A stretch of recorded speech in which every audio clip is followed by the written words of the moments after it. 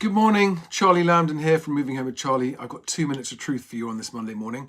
We've had a couple of working days since the budget for it all to sink in, and the reaction everywhere is pretty bleak. Not much prospect of growth and heading into a pretty brutal recession.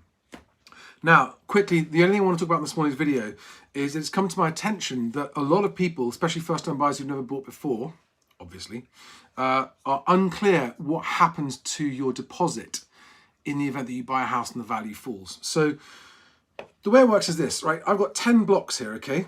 Imagine each one of these blocks is worth 20 grand. So this is the value of a £200,000 house. And £180,000 of it is what you borrow on a mortgage. And then you put £20,000 on top to make it up to £200,000. So let's just say you're buying a £200,000 house. That's your deposit that you've spent years saving for, right? And this is all the bank's money that they've lent you. Now, in normal times, when housing prices are going up, as house prices increase, another 10,000 there, another 10,000 there, this is all money that you get to keep if you sell it in the value, right? Because the bank just wants its mortgage back, right? If the price goes up, the bank doesn't want any more than its mortgage paid off because it's getting its interest. That's what's in it for them, right? But go back to the 200,000. In the event as now that house prices are falling, and they are falling, anyone who doesn't think they are, I'll do a video on that later about why they're going to be falling 35%. The first money to go is yours. So yes, it means that all that money that you spent years slaving for and living with your parents and not paying rent and not going out and not all the things you gave up to save, that money, if you're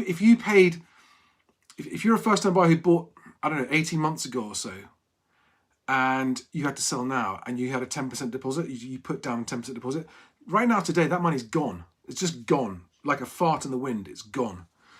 And your options are, if you have to sell, well, you sell, the bank gets paid off, but there's nothing left over for you.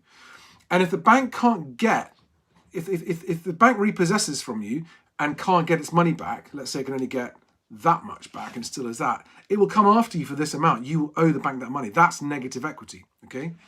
But your other options are to stay put. Eventually, house prices will come back up. I mean, right now, November 2022, I think that you're going to be looking for at least, if you had to sell today, you're looking at least 5 years until prices are back up to what their peak was about a year ago. And if you're thinking to yourself, Charlie, you know what you're talking about, prices are not yet at their peak.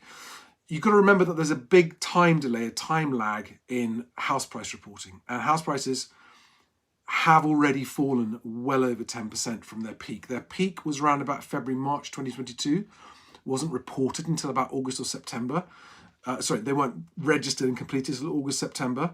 And those are just being reported now in September, and it's showing the house prices peaked. So understand, guys, if that was your deposit, 10% deposit, and you bought a year or so ago, 18 months or so ago, that money at the moment is likely just gone. Just gone. It will come back in time, and eventually it'll build up again, and you'll have more. But right now, we're looking at least that or that as your house price value right now, which means that, if you were to sell now, you'd probably struggle to repay your mortgage if it was a 90% mortgage off in the current market. It's just very important that any first-time buyers who haven't yet bought and are thinking of buying soon are aware of this.